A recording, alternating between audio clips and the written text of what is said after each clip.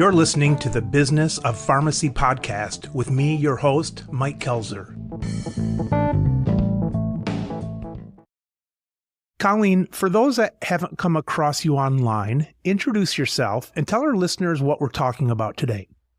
My name is Colleen Shields. I am the CEO of RescueMeds Pharmacy. We are exclusively a work injury pharmacy located in Annapolis, Maryland, and licensed in 15 states and counting. All right. So, Colleen, a lot of salespeople come in the store with a PBM connected to workers' comp. Mm-hmm.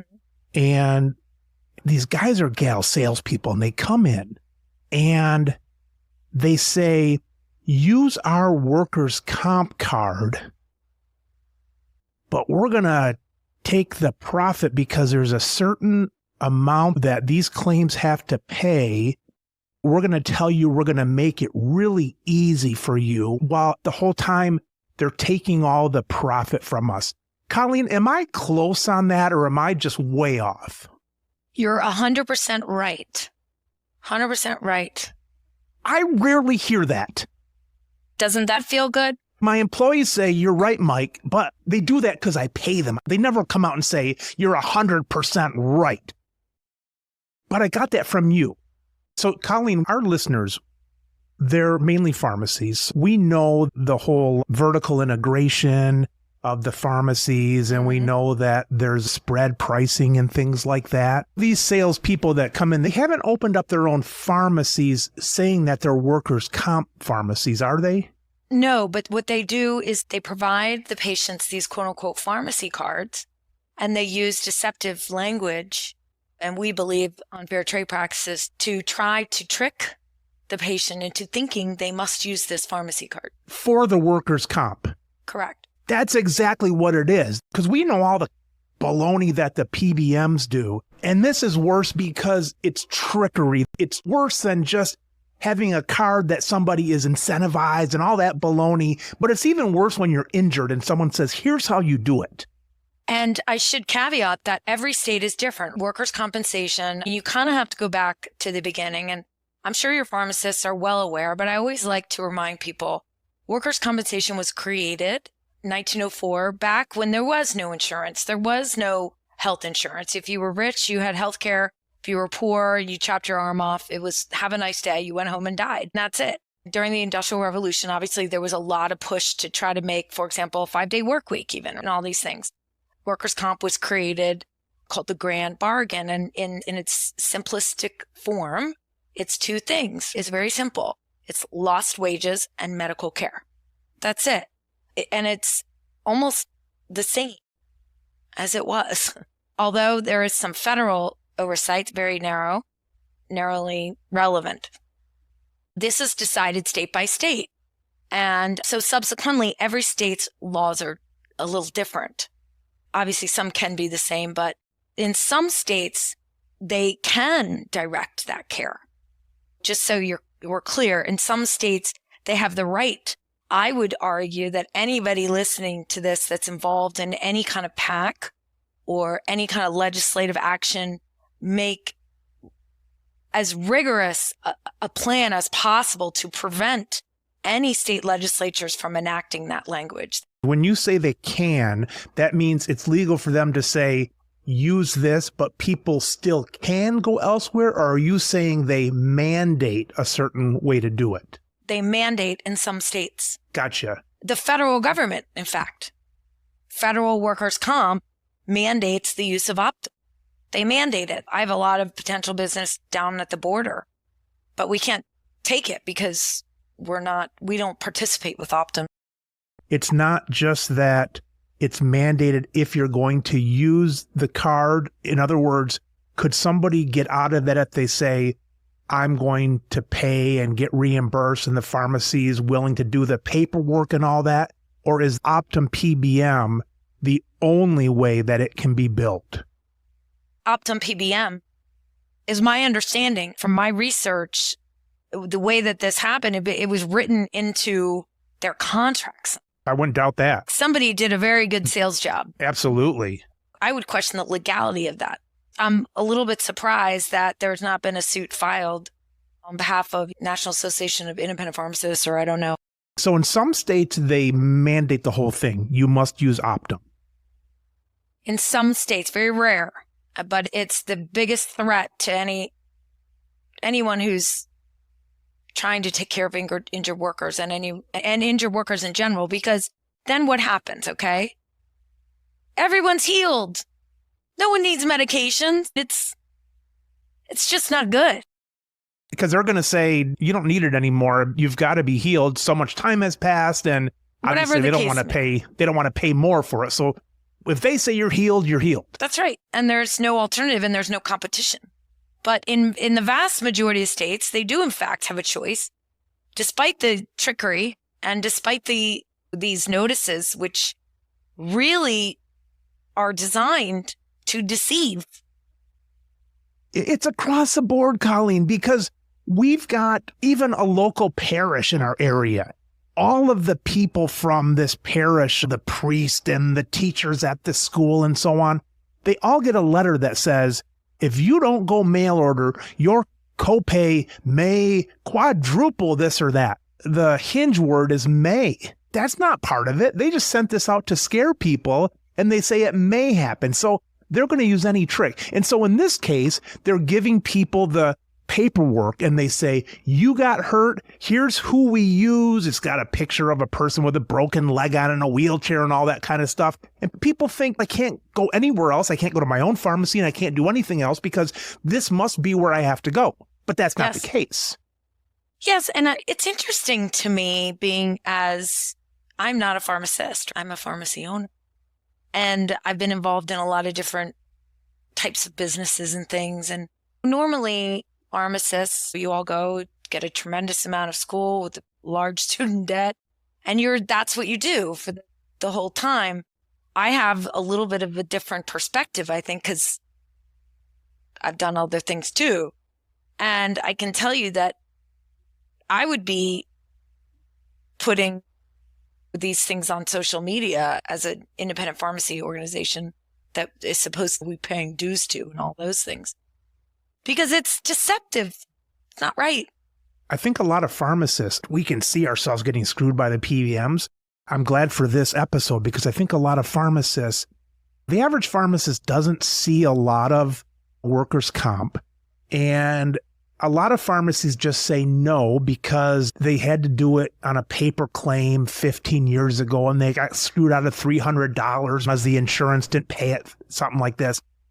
Then these sales guys come in and they say, we've got these cards and we can help. The sales guys, the brokers might go to the companies and even the pharmacies. They say, we're the local workers' comp thing, not telling you about the big spread pricing there. So I think pharmacists, personally, I'm talking at least, we've stepped back from it because it's a pain in the ass. We don't even want to think about doing it, and we don't want to think about the problems behind it.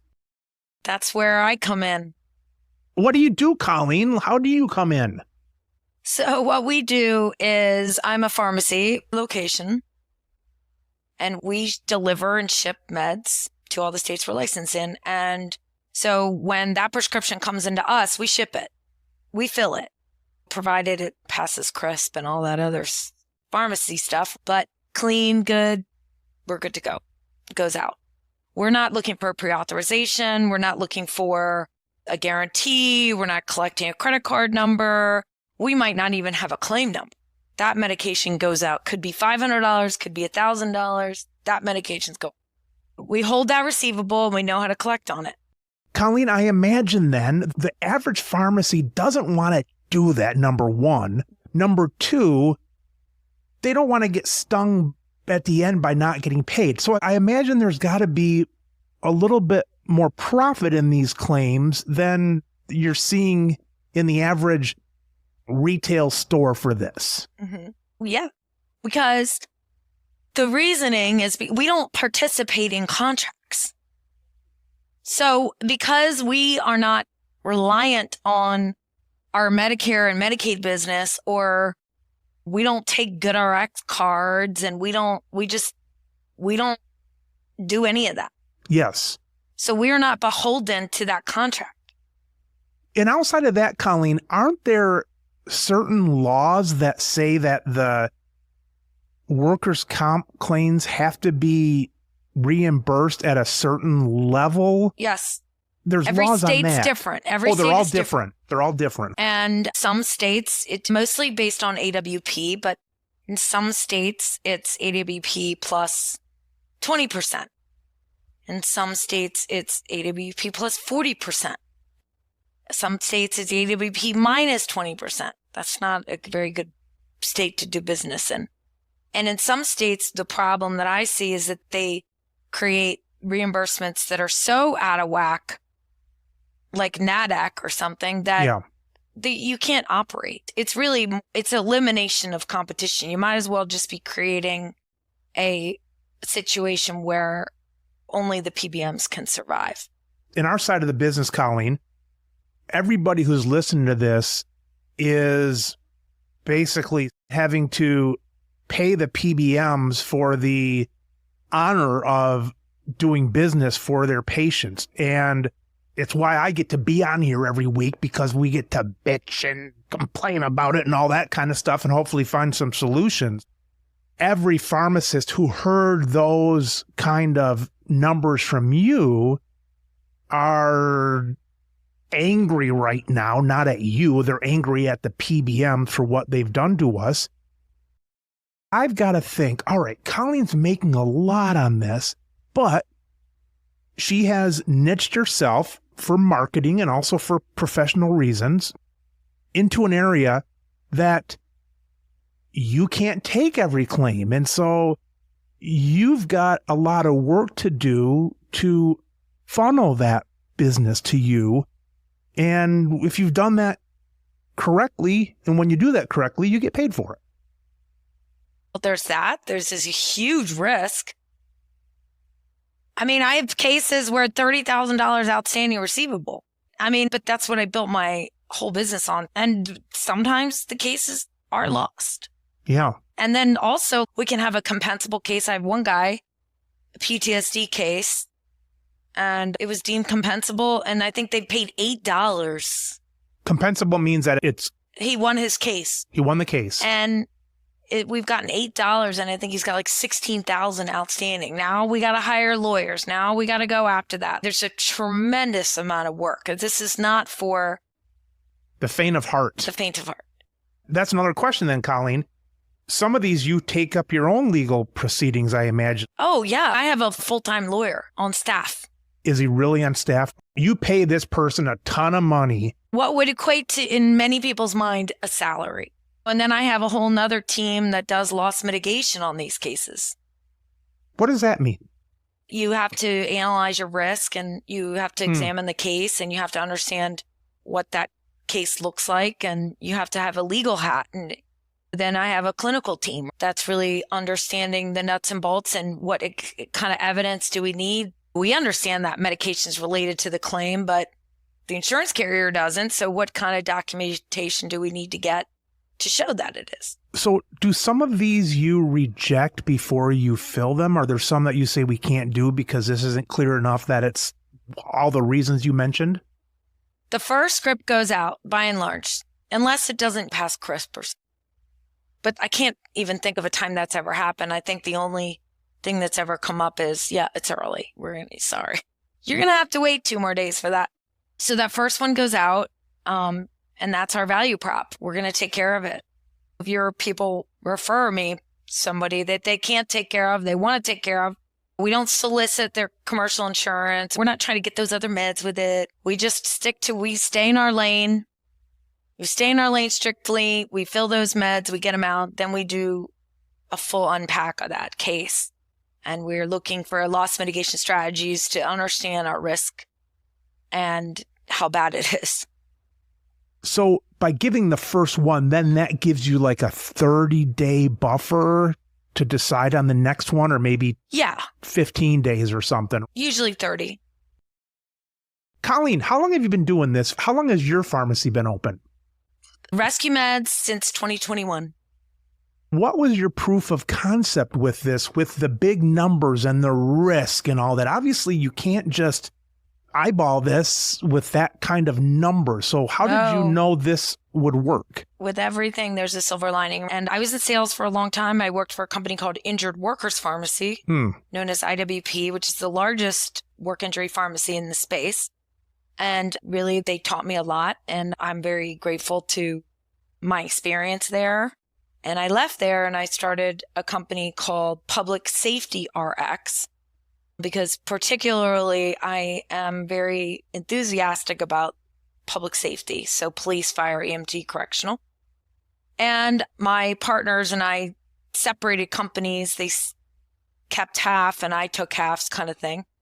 And I opened in Maryland as RescueMeds. So I did the second company for 3 years and then did this one. So all told, it's been 13 years in the space. So you already had the feel of everything. Oh, I had 5-year projections and I know exactly to the day, exactly how much we need to be filling, exactly what that revenue looks like, exactly the risk, everything to the letter. We do 2 big team meetings a week and everyone is accountable to their responsibility. Did you pick Maryland for a reason? I live here. Oh, you live there. So it wasn't like there was certain laws that really allowed you to take off and kind of things. No, but this is where my marketing network is and has been. And I'm very involved in the community here, in the workers' comp community. My husband's actually an optometrist. So he's like a local celebrity here in Annapolis, actually, but not necessarily in the workers' comp space, although he's been seeing more because my attorneys are always looking for somebody to provide ratings on vision. So he's been seeing some more and he's a very good practitioner. And it's a big, huge risk, but I'm a risk taker. So I was like, okay.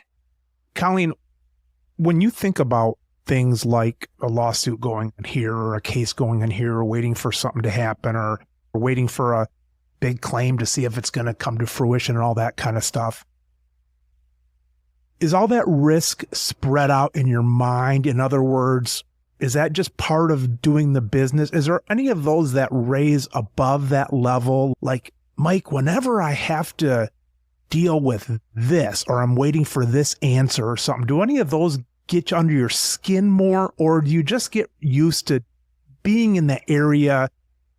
I hate attorneys. I can't imagine spending more time with them than I have to. But you just get used to the top risk, or are there any that pop up above that level? From an emotional point of view, I think that I am very conditioned to risk tolerance. I can't really think of a scenario that would necessarily cause me alarm that I've experienced so far. Because it's like, what's the worst that can happen? Because none of it's going to push you out of business kind of thing. But there is some changes coming.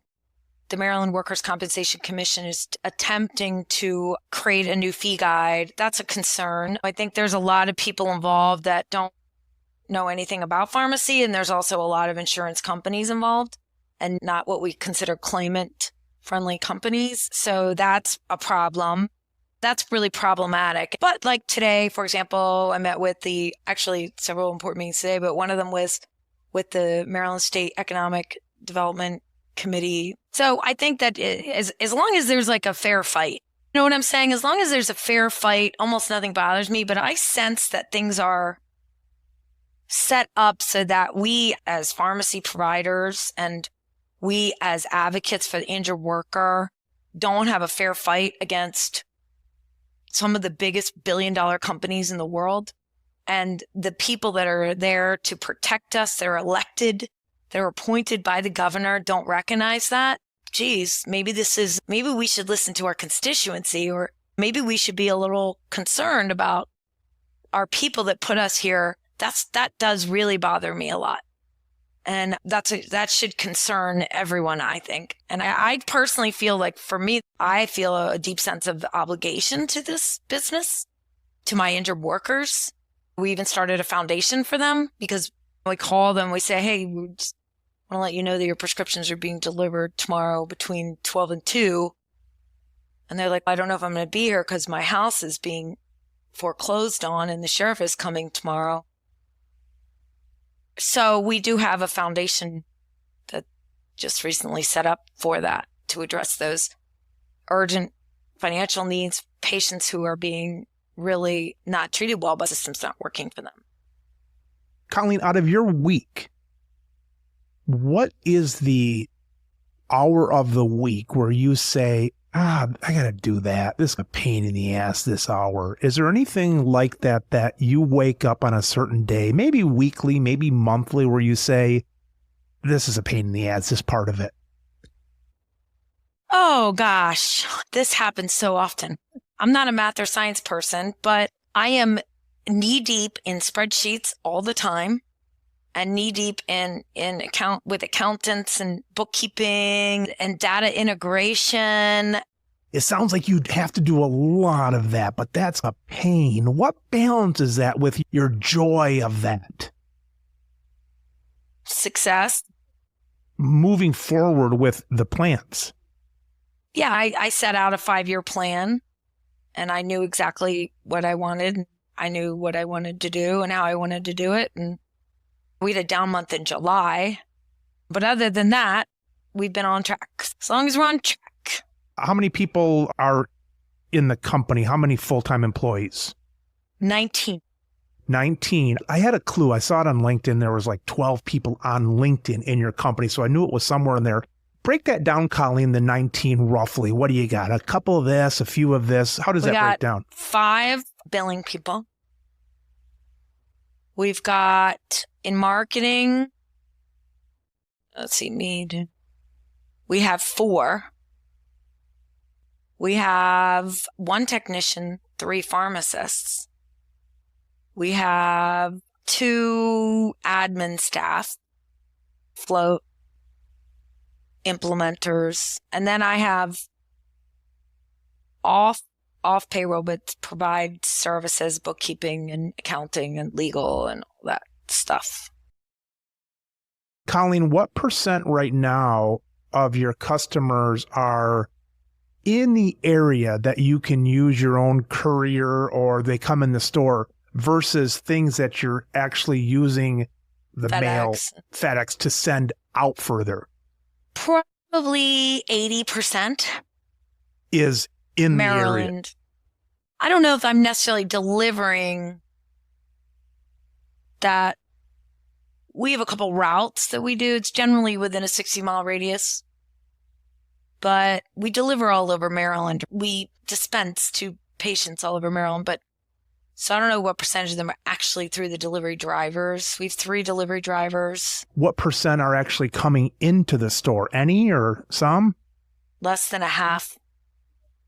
If somebody is nearby, like they work, like we have one fellow who worked across the street. It was funny because he didn't use us because he worked across the street. He used us because he was recommended to use us. And then we're like, oh, you're right across the street. I did do COVID testing during the height of that. And so people would come in then, and they can come in. We offer that sometimes, but mostly it's delivered. Colleen, I imagine, I know I saw on your website, there's some of the states where you do and some you hope to do and so on. Is that your growth where you would have one pharmacy and everything would come out of there and you would do it as far as you could go? Yes. Look, it's the most cost-effective approach.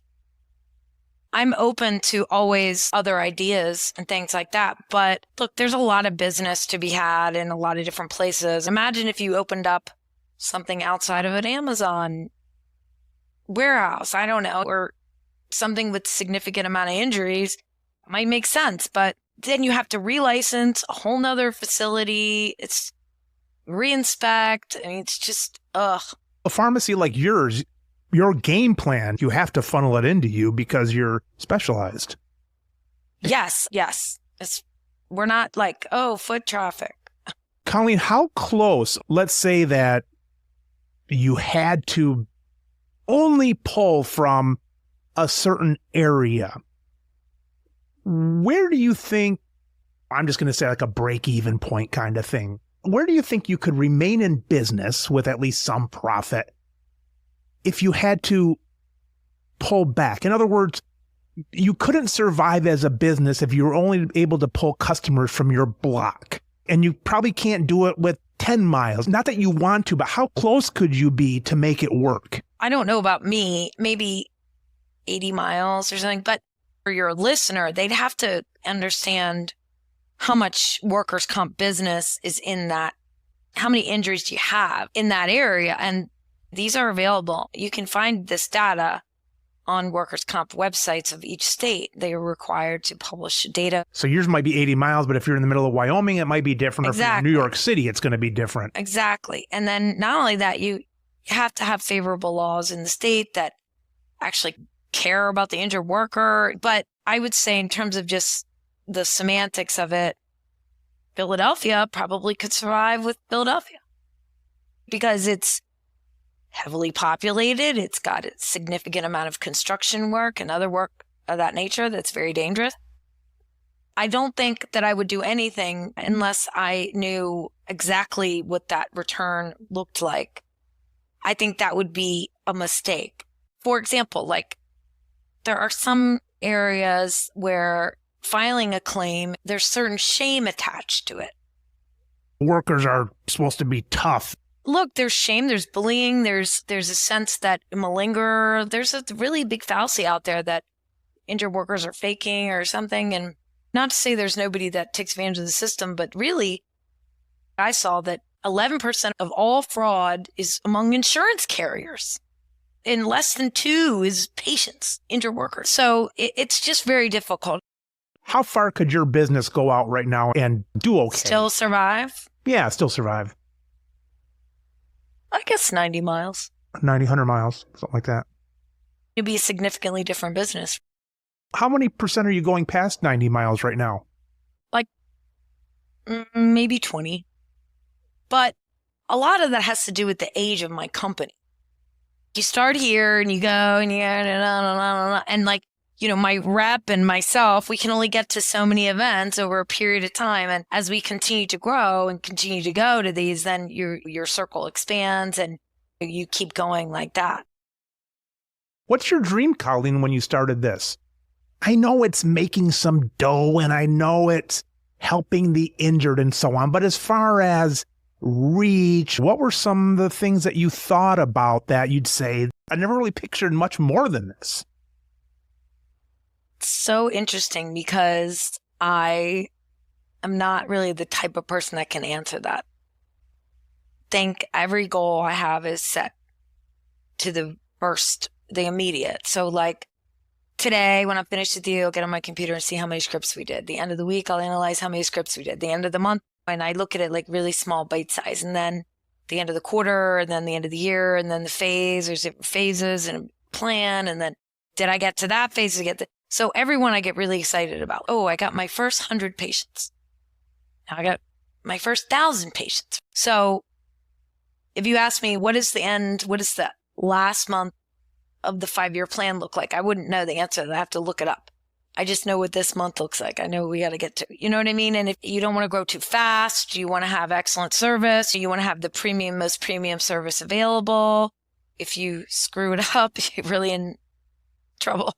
You want to have a great brand performance. I do have some ideas for other companies, adjunct companies and things. I try to not go too far off of my lane out on that, but other sort of care-oriented companies within the comp space that I'm looking at. We're also looking at cannabis and expanding there as cannabis is becoming more and more relevant in the workers' comp space. I'm really only interested in it as far as the workers' comp space in the medical field. Without giving away your secrets, when you talk about other companies in the comp space, you mean something in this, but not necessarily the pharmacy, some other ways Correct. To help these people. Share as much as you can on that. There's a lot of opportunity out there. There's a lot of things. I mean, think about it. Anything a person needs, okay, that is normally through a baloney like contract of like commercial or government contract, you can provide in comp without that contract. by state mandate in all but, let's say, a handful of states. Give me an example of that, what you just said. Okay, so what about transportation? Yeah, because we covered so far the lost work and the medical, but these are some other things. These are relevant, important things in comp. If you can't drive, what about transportation? What about DME? And what does that mean, though, that it's not in the contract, but it's in the comp? What does that mean? It means that the carrier is obligated to pay for it. Oh, it can't be like an optional thing. They have to when they sign up for this. As a provider, as an insurance carrier in the space, you are required to provide that transportation so that your injured worker can get medical treatment. That's a legal mandate versus just something that's optional in these contracts. Yes. And they're also required to provide DME products. So you could set up some kind of a Go Bus thing. You could do DME with this instead of the other one, that kind of thing.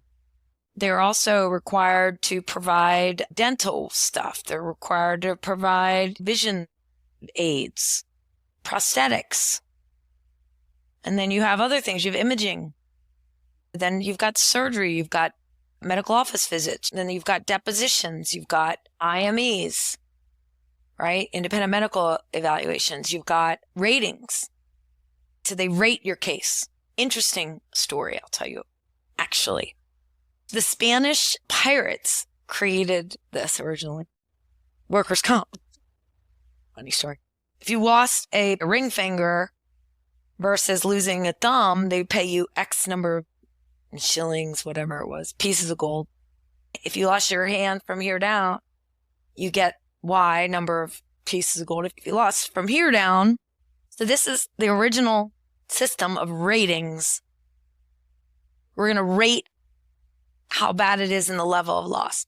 Somebody has to perform those ratings, a physician, presumably. And in some cases, you can have a psychologist or a psychiatrist.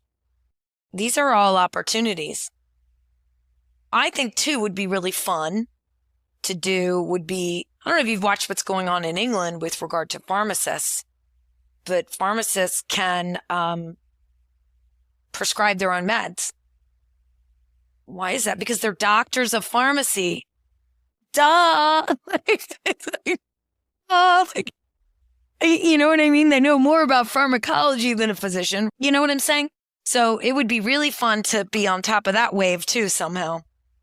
And I think that there could be. We'll see what happens in the healthcare space and how desperate we get for providers and things like that. But right now, the AMA or whoever, they don't want to bend until they have to, probably, on that stuff. Lots of other countries do it. Colleen, who are the bad players in this industry? And it would be tempting just to say, oh, people faking it. We already talked about that. But who are the bad players? There's obviously some people, maybe some companies, some insurances we talked about. Who's abusing this system? I did hear a report about some things that were going on in California that were really disturbing.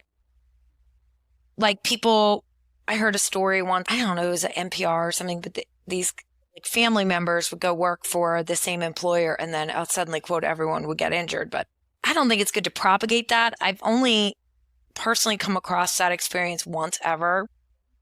And I think the problem is when people do that, it does leave a bad taste in the provider's mouth. And so that's mainly it. But I would say that I think that the PBMs are the worst ones.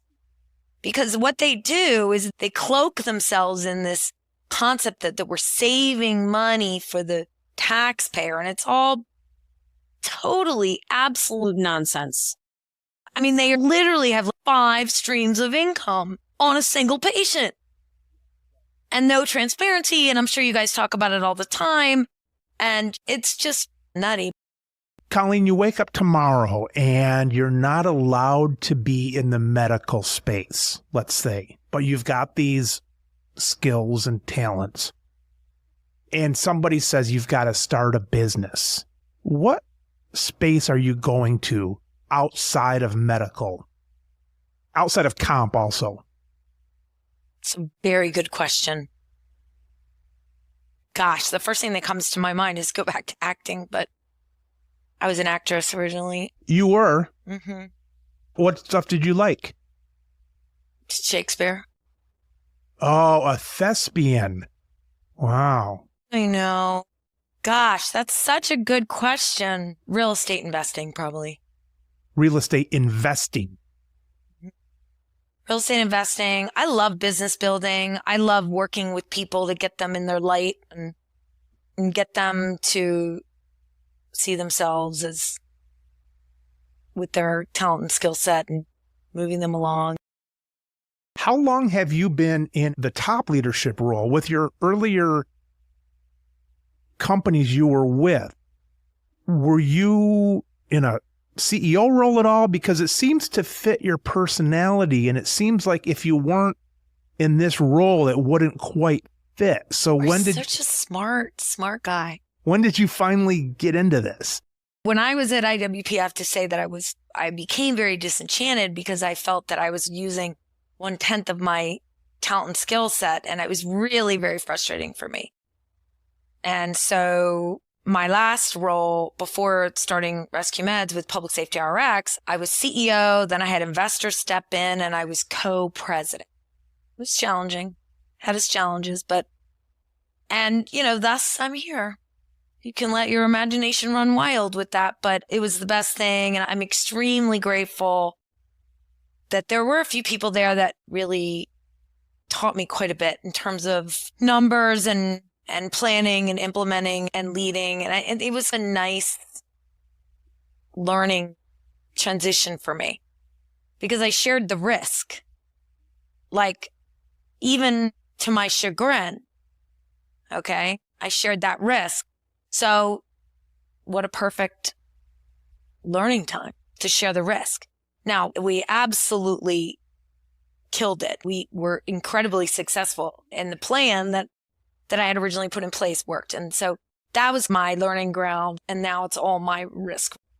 I just took exactly what I learned and from the last prior to that, 10 years or whatever, and I implemented it. And we're much faster, much more efficient, have lower days outstanding, higher all of the metrics that you need to know, the cost of goods and all of that, and the write-off margin. Everything was just so much better, and I get to do it my way. And it's funny you mentioned that, Colleen, because I was just going to tell you this is me, but I think you're also stubborn. Are you pretty stubborn?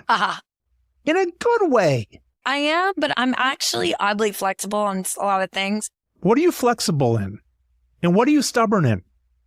If somebody has like a new idea or a better idea, or they want to improve an idea that I have, I'll listen. But once I say no, it means no. How many kids do you have? 4. How old are they? 23, 21, 19, and 17. And is that true with them too? When you said no, you mean no? No, not as much. I didn't think so. I'm sort of a softie when But the business, you get to play that way at least. At least somebody listens to me. That's right. Like earlier when you said I was 100% correct. I don't get that with my employees, but at least they have to say you're correct, and at least they have to listen to you. They don't have to say I'm correct all the time too, and I tell them all the time, I'm not looking to be right here. I'm looking for feedback. This is the way we've done it. Let's see how it works. I also say, there's a lot of things I say. For example, this is a test. This is a test. In other words, people get this thing in their mind that they have to do it this certain way. And there's so many ways to do it. You just got to get to the end of it. And hopefully the outcome is where you want it. But there's a lot of ways to go about it. And you may think that this thing is going to work. You try and try. You got to pivot. It's not working. Got to try this other thing because that one didn't work. When do you lose your temper? And I know we're not talking about your kids here now. I won't lose it in front of people.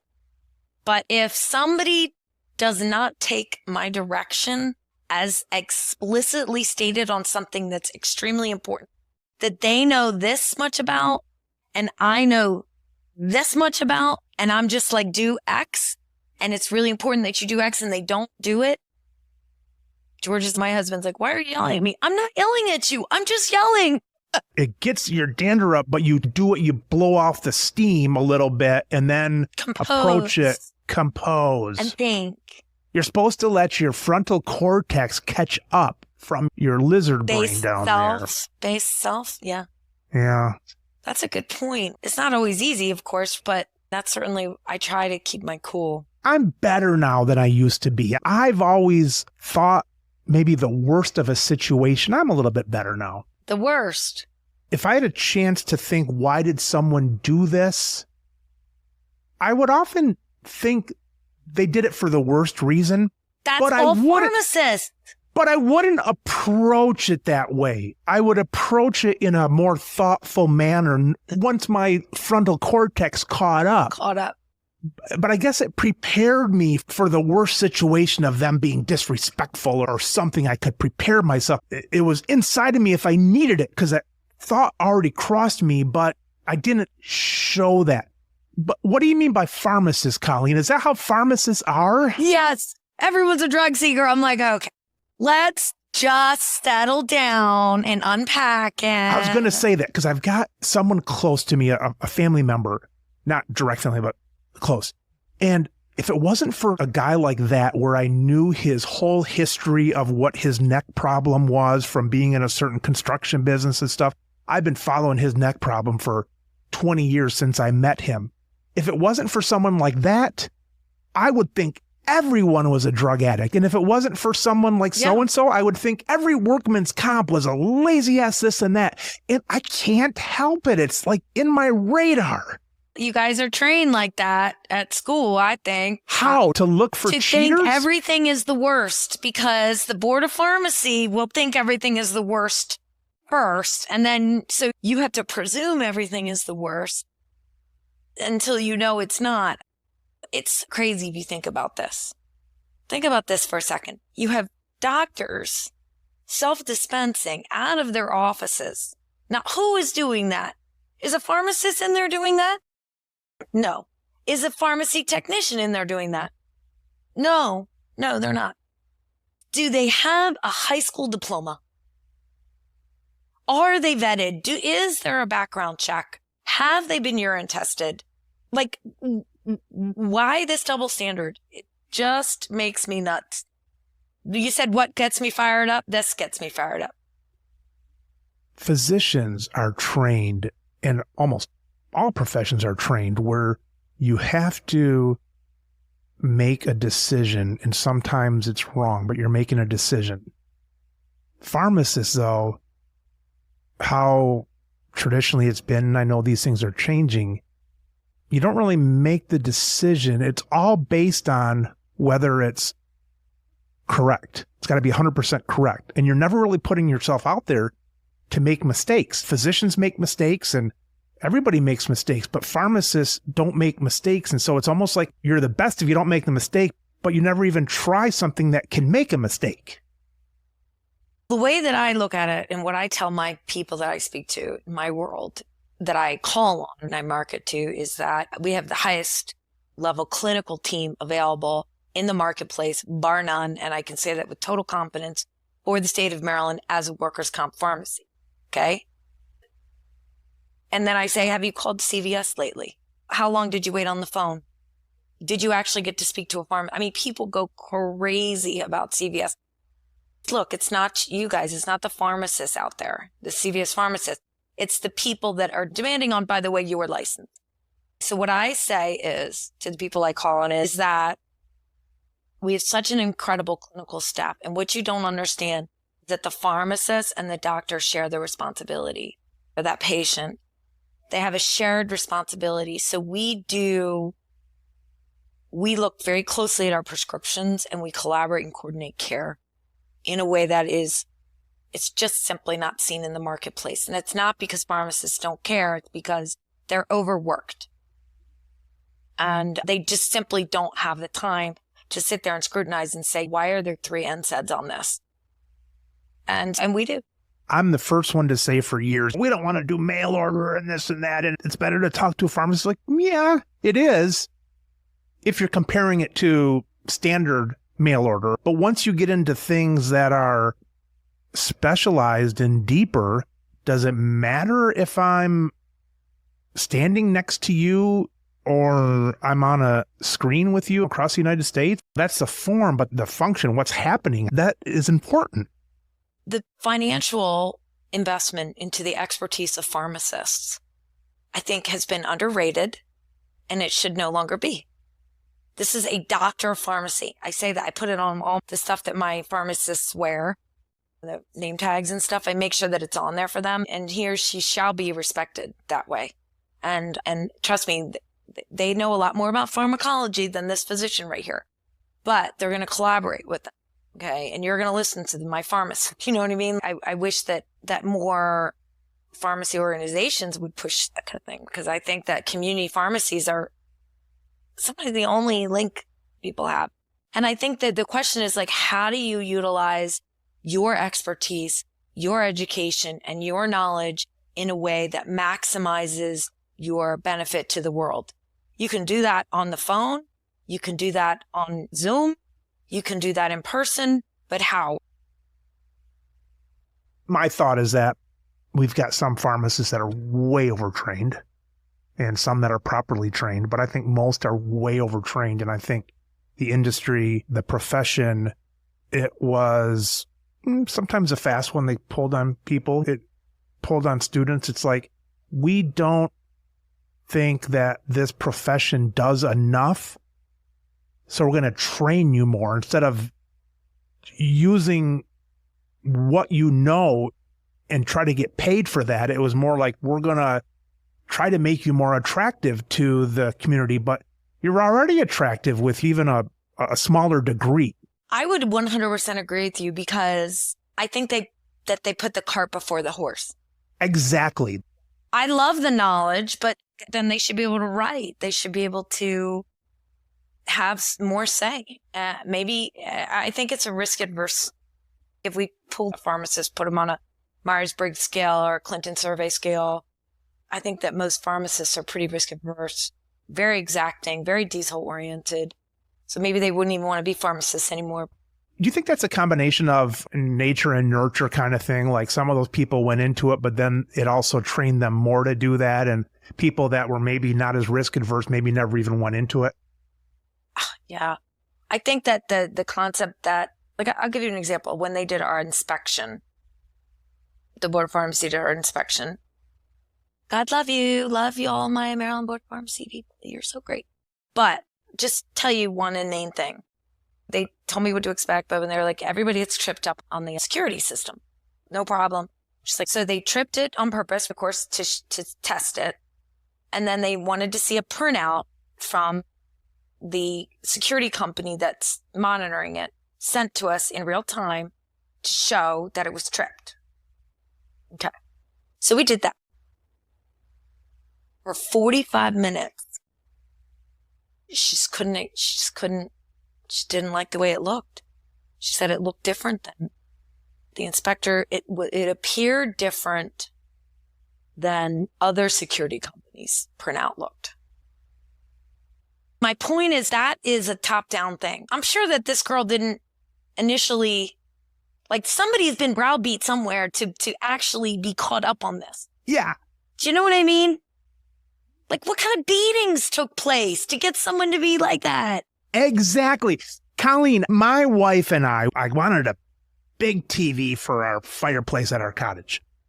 And we went to a store, I won't say the name, but we go to Walmart, and I said, how do we get this TV off of the thing and get it up front? She said, I have a cart, I'll bring it over.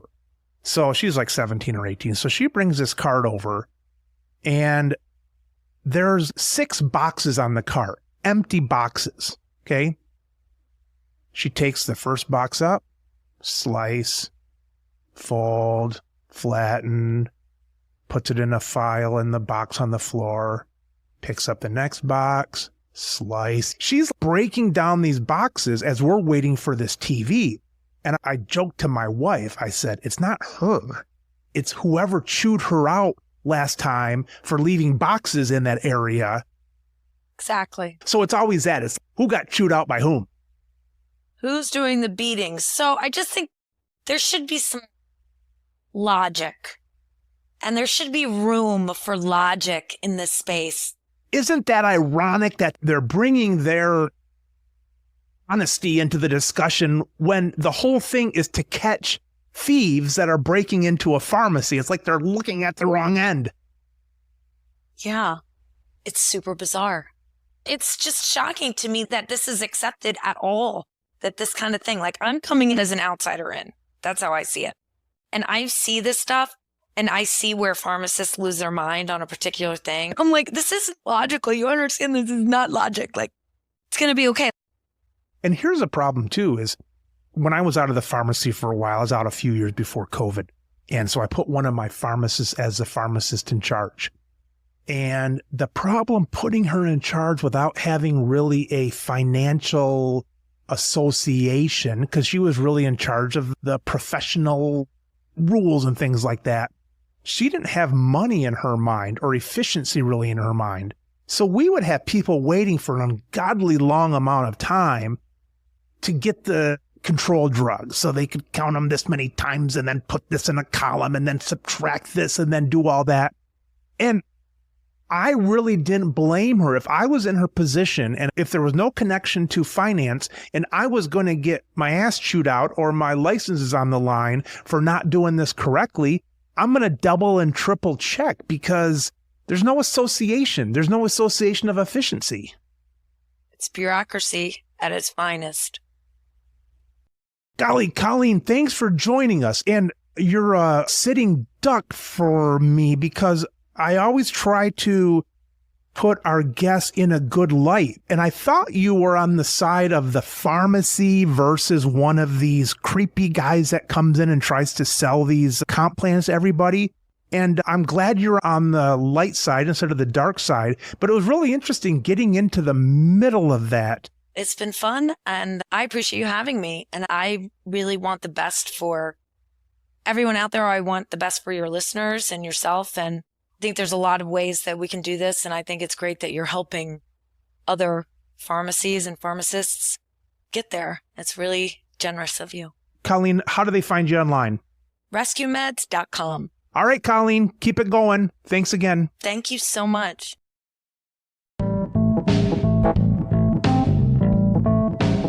You've been listening to the Business of Pharmacy podcast with me, your host, Mike Kelzer. Please subscribe for all future episodes.